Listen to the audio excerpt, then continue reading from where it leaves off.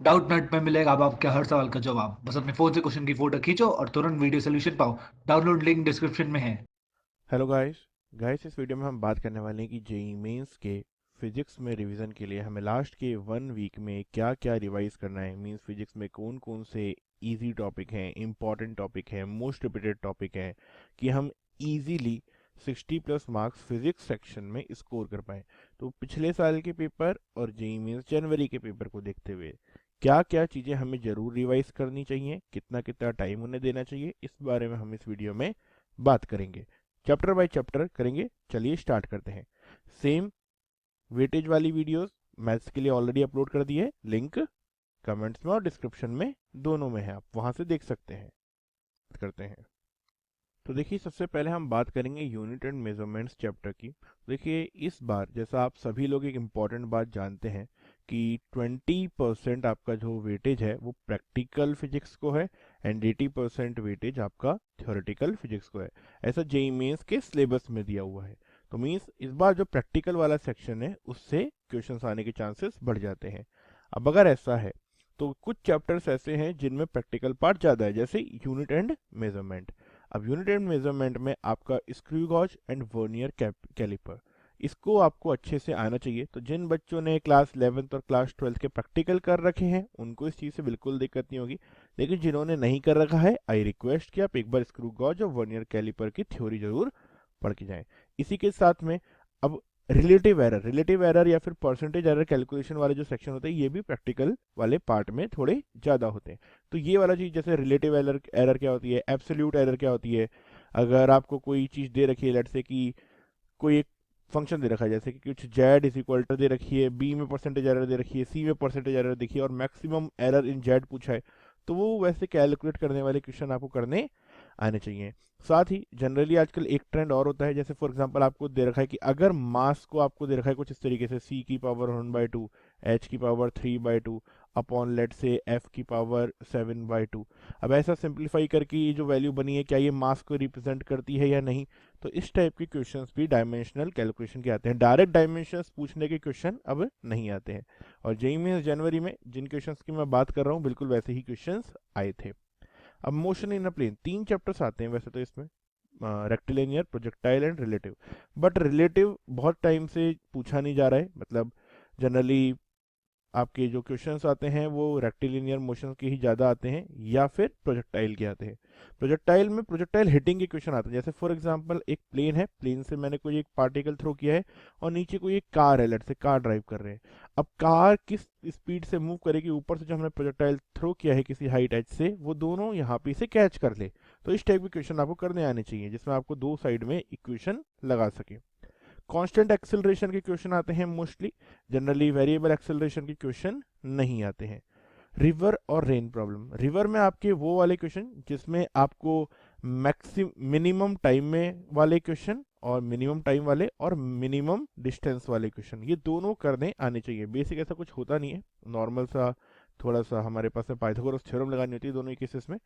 But जैसे आपको करना आना चाहिए इन्हें। रेन प्रॉब्लम में वो वाले क्वेश्चन की किसी भी एंगल से ऊपर से हमारी क्या कहते हैं रेन हो रही है, तो किस एंगल से हम अपने अम्ब्रेला को रखें कि हम वेट नहीं हो, ये वाले क्वेश्चन करने भी आपको आने चाहिए। अब इसमें दो केस होते हैं कि अगर मैन चल रहा है तो फिर वो दूसरे साइड में कितनी स्पीड से चलेगी तब भी वो वेट नहीं हो, तो वो वाले क्वेश्चन भी आ जाते हैं। एनएलएम प्लस फ्रिक्शन, देखिए एनएलएम प्लस फ्रिक्शन के लिए कुछ दो तीन चीज़ें फिक्स होती हैं। एक, इनके पुली के क्वेश्चंस आते हैं। सेकंड, इनके टू ब्लॉक के क्वेश्चंस होते हैं। ये दो चीज़ें बहुत ज़्यादा इंपॉर्टेंट होती हैं। और फिर थर्ड हमारे पास में एफबीडी बना करके जो बेसिक से सॉल्व करने वाले क्वेश्चन होते हैं, फ्रिक्शन कैलकुलेट करने वाले, वो क्वेश्चन आते हैं। तो वैसे तो आप बहुत कुछ पढ़ लो, मतलब आपको लगेगा कि कम पढ़ा है एनएलएम प्लस फिक्शन में, but I will suggest you कि 10 साल के जेईई मेंस के पेपर कर लो, या अगर 10 साल के नहीं कर पा रहे हो तो 5 से 7 साल के कर लो। और साथ में जनवरी वाला एडिशन के पूरे क्वेश्चन कर लेना। जनवरी एडिशन में लगभग हर शिफ्ट में एक क्वेश्चन आया है और सब में इसी टाइप के क्वेश्चन आए हैं, पूली क्वेश्चन, टू ब्लॉक सिस्टम के या फ्री बॉडी डायग्राम के, तो वो कर लेना। वर्क पावर एनर्जी, इसका वेटेज जेईई में जनवरी में काफ़ी कम रहा रिलेटिवली, बट स्टिल अगर हम बात करें इससे जो क्वेश्चन पुराने ईयर्स में आए हैं वो आए हैं कि आपको बेसिक वर्क कैलकुलेशन के, वर्क एनर्जी थ्योरम के। अब आप सोच रहे होंगे कि वर्क एनर्जी थ्योरम तो हर जगह ही लग जाती है, तो यार इसमें बेसिकली वर्क एनर्जी थ्योरम का एप्लीकेशन आपको आना चाहिए कि ऐसे फॉर एग्जांपल अगर एक ब्लॉक है, ऊपर चढ़ा दिया, नीचे चढ़ा दिया। अब मान लो कि यहाँ पे फ्रिक्शन भी होता है, लेट्स से मैं अज्यूम कर रहा हूँ फ्रिक्शन भी है, तो friction work done by friction calculate करने में या फिर इन सब चीज़ों में आपको आना चाहिए, ठीक है।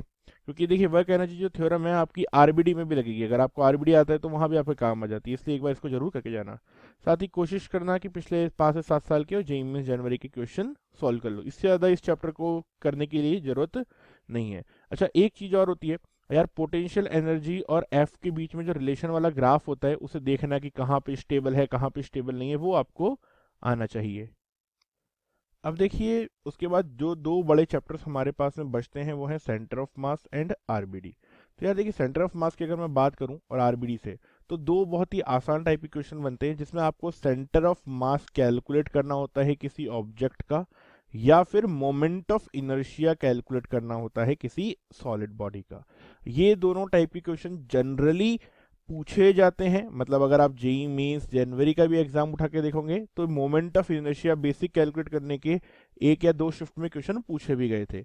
इसी के साथ साथ जैसे एडिशन और सब्ट्रैक्शन प्रिंसिपल जो होता है सेंटर ऑफ मास का और आरबीडी के मोमेंट ऑफ इनर्शिया का, वो भी आपको आना चाहिए। कि जैसे फॉर एग्जांपल अगर कोई एक लेट्स से सॉलिड स्फीयर है उसमें कैविटी है, तो उसमें क्या करते हैं हम एक same mass plus M add कर देते हैं और माइनस एम सब्ट्रैक्ट कर देते हैं, तो वो जो एडिशन सब्ट्रैक्शन प्रिंसिपल है उसको सही से यूज करना आपको आना चाहिए। थर्ड जो इंपॉर्टेंट टाइप के क्वेश्चन बनते हैं सेंटर ऑफ मास में वो बनते हैं प्लैंक प्रॉब्लम के। प्लैंक प्रॉब्लम क्या होती है, जैसे फॉर एग्जांपल लेट्स से कि एक प्लैंक के ऊपर एक मैन खड़ा हुआ है। अब इसमें बहुत सारी चीज़ें होती हैं कि हो सकता है प्लैंक भी किसी एक्सेलरेशन से चल रहा हो सकता है मैन एक्सेलरेशन ए से चलना चालू कर दे, या हो सकता है एक दो मैन है, एक इस तरफ जंप कर रहा है एक इस तरफ जंप कर रहा है, देन क्या बोलते हैं प्लैंक की स्पीड क्या होगी। इनफाइनाइट पॉसिबल केसेस है, लेकिन इस टाइप के क्वेश्चंस का लॉजिक आपको समझना आना चाहिए, तो इस टाइप के क्वेश्चंस भी आ जाते हैं। इसके बाद जो फोर्थ इंपॉर्टेंट चीज बचती है यहाँ पे वो है हेड ऑन कॉलिजन। देखिए जनरली क्या बोलते हैं जेईई मेंस में सिर्फ हेड ऑन कॉलिजन पूछा जाता है। हाँ इलास्टिसिटी 0 से लेकर के 1 तक कुछ भी हो सकती है, मैं यहाँ लिख भी सकता हूँ less than equal to 1 and greater than और इक्वल टू 0, इसके बीच में कुछ भी हो सकती है। Basic energy conservation moment conservation की इक्वेशन आपको लिखनी आनी चाहिए, बट यहाँ पे सिर्फ हेड ऑन कॉलिजन ही होती है। अच्छा स्पेशली एक स्पेसिफिक केस है जो आपको बहुत अच्छे से आना चाहिए, अगर दो मास m है ना, और इलास्टिसिटी आपको दी हुई है इक्वल टू 1 है, तो जो m मास की वेलोसिटी होती है u और अगर इसकी वेलोसिटी कुछ v है तो ये दोनों आपस में बाद में इंटरचेंज हो जाती हैं अगर E इज इक्वल टू 1 है। तो ये एक बेसिक स्पेशल केस होता है, कई बार इसके डायरेक्ट क्वेश्चन आ जाते हैं तो टाइम नहीं लगाना है उस केस में, इसलिए मैंने आपको यहाँ बता दिया है। अब आरबीडी, यार देखिए आरबीडी में जो मेन चीज़ थी मैंने आपको बता दी कि मोमेंट ऑफ इनर्शिया अगर आपको आता है निकालना तो बहुत अच्छी बात है। एक तो ये बहुत लंबा टॉपिक है आरबीडी, तो अभी हमारे पास में 12-13 दिन बचे हुए हैं, हम 7 दिन में ये कर सकते हैं जिसकी हम बात कर रहे हैं, लेकिन ठीक है 1-2 दिन एक्स्ट्रा अच्छी बात है। अब आरबीडी लंबा टॉपिक है, अगर आपने अभी तक नहीं पढ़ा है तो बिल्कुल मत पढ़ना, केवल मोमेंट ऑफ इनर्शिया निकालना सीख लेना और कुछ मत करना। और अगर इसके साथ ज़्यादा ही और कुछ अगर सीखने का मूड है तो torque is equal to I alpha, बस इस इक्वेशन को लगाना सीख लेना। अदरवाइज इन ज़्यादा डेप्थ में नहीं जाना है कि फ्रिक्शन लग रहा है, परफेक्ट रोलिंग मोशन, ये वो नहीं लगाना इतना दिमाग। अगर आपको आता है तो लगाना, ठीक है। जैसे एंगुलर मोमेंटम कंजर्वेशन है, अगर आपको आता है तो पढ़ना, अदरवाइज इसको मत पढ़ना, है ना। इससे क्वेश्चन आ जाते हैं, ऐसे कई बार ऐसा होता है कि ऐसे फॉर एग्जांपल एक सर्कल है मूव कर रहा है, बाकी सब तो ठीक है लेकिन हमें पता है फ्रिक्शन कहाँ से पास करता है, जहाँ टच करता है, तो उसी के पॉइंट के अकॉर्डिंग हमें एंगुलर मोमेंटम कंजर्वेशन लगाना होता है। तो वो सब चीज़ें अगर आपको आती हैं तो ये आप लगा सकते हो, तो इसलिए ज़्यादा टाइम इस पर वेस्ट नहीं करना। अब एक बहुत important cheese KTG and thermodynamics. इस बार जेईई मेंस जनवरी में हर शिफ्ट में 2 से 3 क्वेश्चन इस सेक्शन से आए हैं, इवन दो कई शिफ्ट में 4 क्वेश्चन भी आए हैं। तो प्लीज इन 3 चैप्टर को, kinetic theory of gases, heat मतलब था जिसमें हमारा थर्मल एक्सपेंशन और ये सब आ जाता है, एंड थर्मोडायनेमिक्स, ये तीनों एकदम अच्छे से पढ़ के जाना। इसमें कैलोरीमेट्री, थर्मल एक्सपेंशन में कैसे कैसे अगर कोई एक सॉलिड है, इसका अगर मान low volume expansion constant alpha है, अगर कोई लिक्विड है उसका बीटा है कुछ है, तो अल्फा और बीटा में क्या रिलेशन रहे कि पानी हमारा जो जैसे बकेट है उससे बाहर नहीं जाए, उसके अंदर रहे या लेवल पे मेंटेन रहे, ये सब क्वेश्चन एकदम मतलब टिप्स पे आपको करने आने चाहिए। Basics of work done calculation of thermodynamics, ये सब आपको आना चाहिए, और वो भी किस प्रोसेस के लिए, PV raise to power gamma के लिए। आइसोथर्मल, आइसोबारिक, आइसोकोरिक प्रोसेस, ये लगभग सभी बच्चों को आती होंगी, मुझे पता है क्योंकि केमिस्ट्री में पढ़ा है, फिजिक्स में भी। But PV raise to power gamma के लिए जनरल, सीपी की प्रोसेस, सीवी कैलकुलेट कैसे करते हैं, सीपी कैसे कैलकुलेट करते हैं, ये सब आपको आना चाहिए। और किसके लिए? PV raise to power gamma के लिए। अब स्ट्रिंग एंड साउंड वेव्स, यार देखो, स्ट्रिंग एंड साउंड वेव्स का कोई स्पेसिफिक ट्रेंड नहीं है, लेकिन हाँ इसके डॉपलर इफेक्ट से काफ़ी ज़्यादा क्वेश्चन पूछे जाते हैं।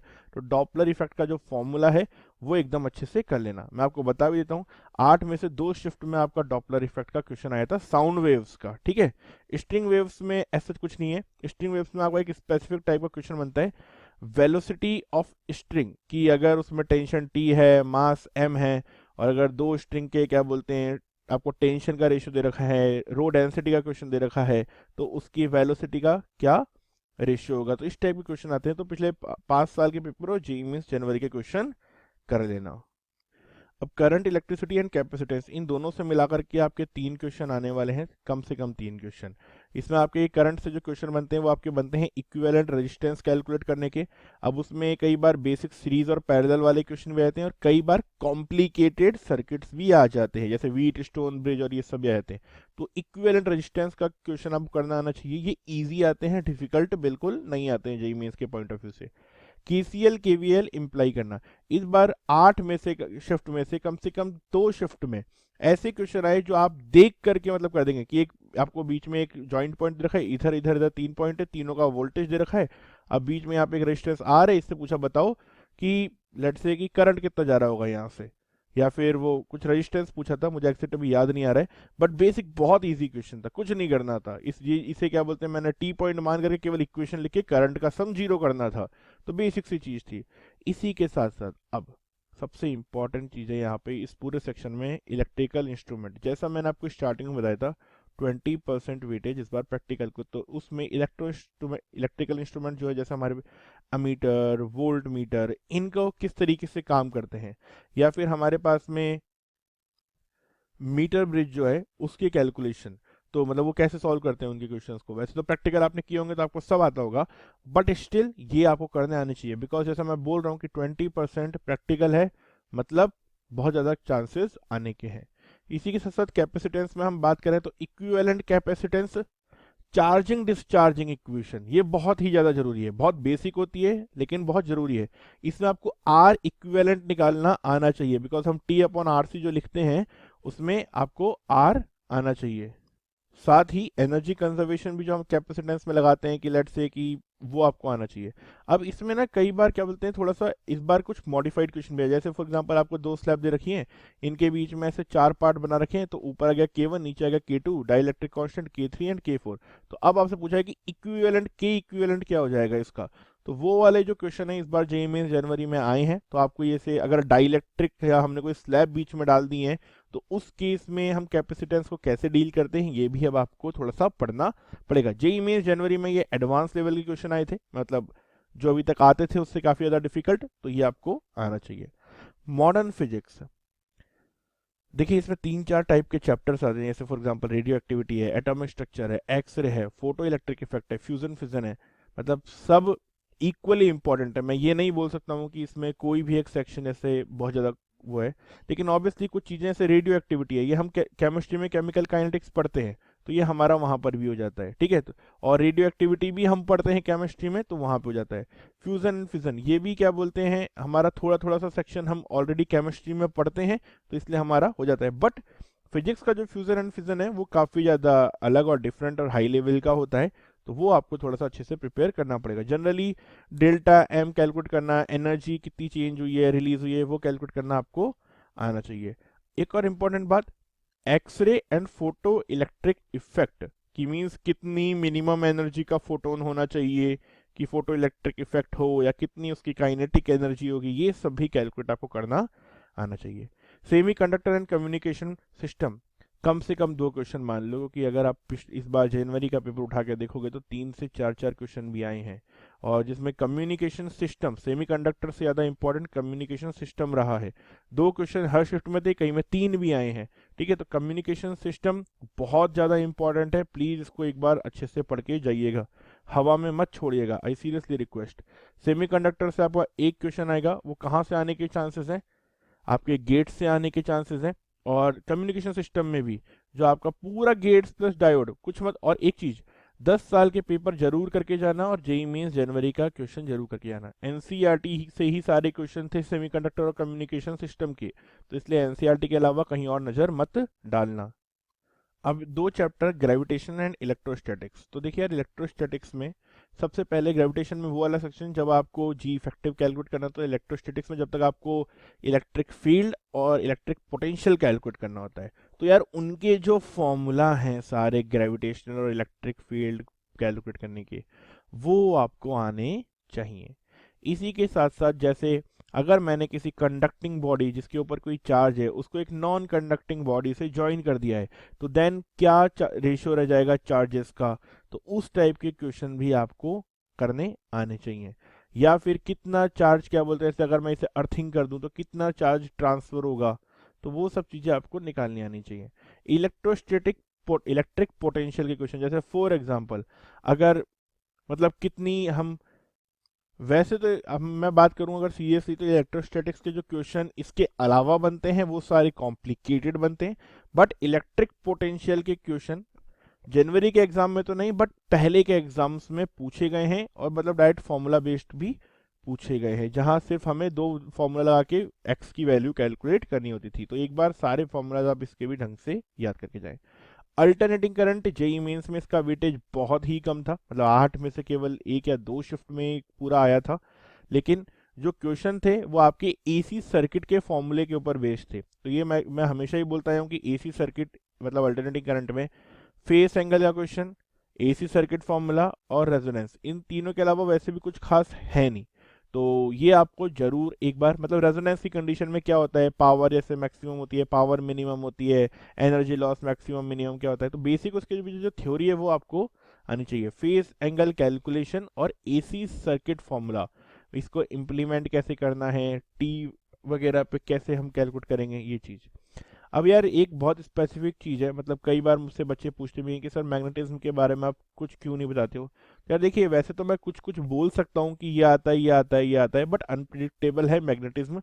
जेई मीन्स जनवरी में भी ऐसा कोई मुझे ट्रेंड मिला नहीं, ना उससे पहले कभी कि मेरे 5-7 के साल में मुझे मिला था। तो इसलिए मैग्नेटिज्म वाला एक सेक्शन है जो मुझे अनप्रिडिक्टेबल लगता है, इसलिए मैं बस यही बोलूँगा, आप जितना पढ़ पा रहे हैं उतना पढ़िए, और पिछले सारे जो 8-10 साल के पेपर और जनवरी का पेपर है उन्हें जरूर करिए, ठीक है।